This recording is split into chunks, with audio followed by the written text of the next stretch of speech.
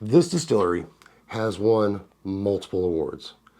Last year alone, it won Bartender Spirits Award for double gold medal, World Whiskey of the Year, World Whiskey Producer of the Year, and the world's best bourbon, according to the 2023 Bartender Spirits Awards. This bottle and bond bourbon pays tribute to the distillery's history when it was released in 1939. And the brand quickly became the #1 selling bourbon in Kentucky. Until 2019, this bourbon was released as a 6-year-old bottle and bond bourbon available exclusively in Kentucky, readily available for between $12 and $15. In 2018, when it was announced it would be discontinued, the bourbon community was upset. However, at such an incredible value, it always seemed too good to be true. On June 24th, 2019, this distillery announced the bourbon that would replace its 6-year-old fan favorite. Now, with an additional year of aging, 7 years, and a new label, the new Heaven Hill Bottle and Bond was to be their flagship bourbon.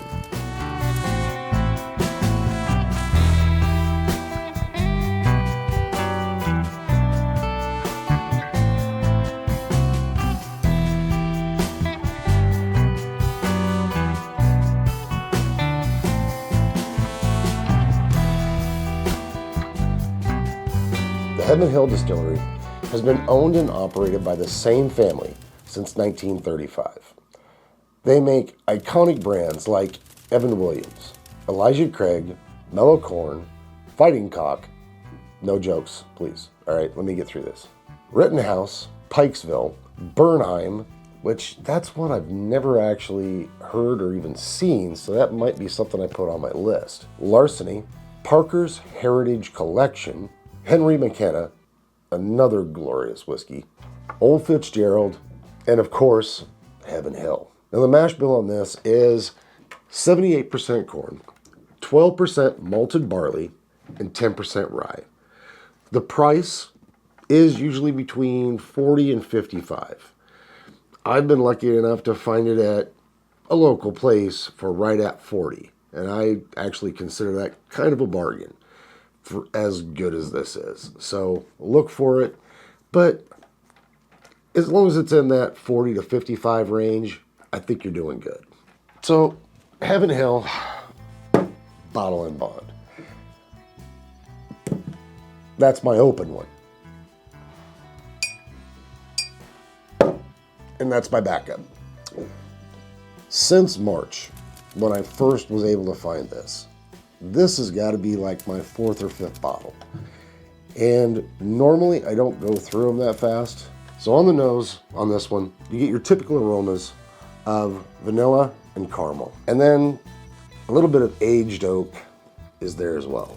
There's just a hint of leather, tobacco, and a little honey. It doesn't come off proofy even with its 100 proof. And lately, that 100 proof mark has been right in the center of my wheelhouse. The Bottle and Bond 100 proofs have been right where it's at for me for quite a while now. Now, on the palate, you're going to get just a little bit of seasoned oak and spice that hits right away. A little bit of the tobacco and leather come next, and a bit of graham cracker. Man, it's just glorious. It's light, but kind of has a dry mouthfeel, but there's a coolness to it. Now, typically I'm not big on rye, but a small amount is pretty good. That's where I get some of that rye spice.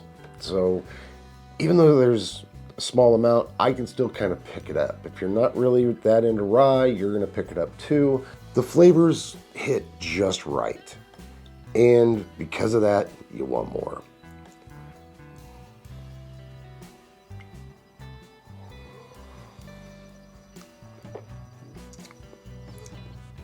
Of course, you get the typical vanilla, honey, and rich caramel.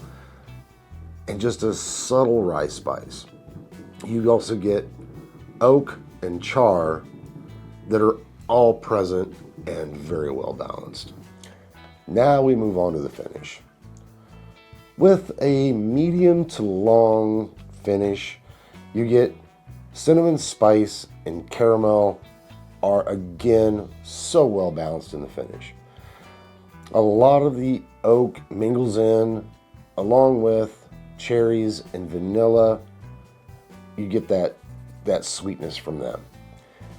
The dryness goes away and it leaves you with a sweeter note throughout the finish. It's just an absolutely glorious pour in my opinion. So, how does it compare to the original 6-year? To be honest, I've never tried it. And I think that's a good thing.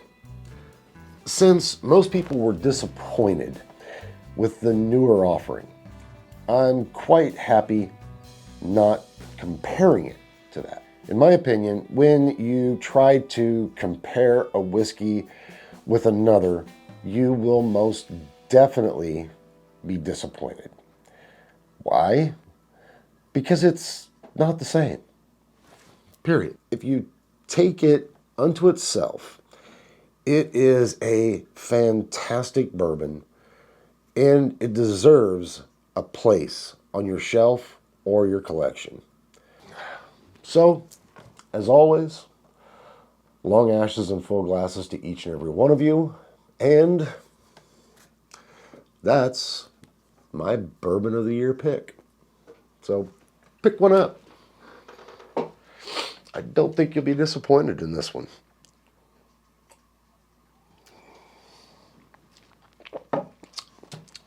It's about time that asshole was done shooting off fireworks. I'm going to cannot believe one of my neighbors was shooting off fireworks on September 14th. What the fuck day is that? Who shoots off fireworks then? Look. I don't have a problem with fireworks. You want to shoot them off? That's fine. Shoot them off for 4th of July. Not on a random fucking Saturday, especially...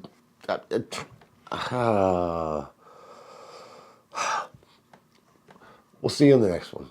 Bye.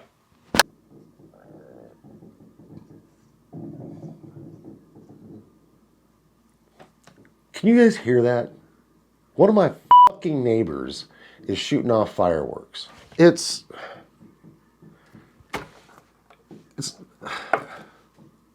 10 after 9.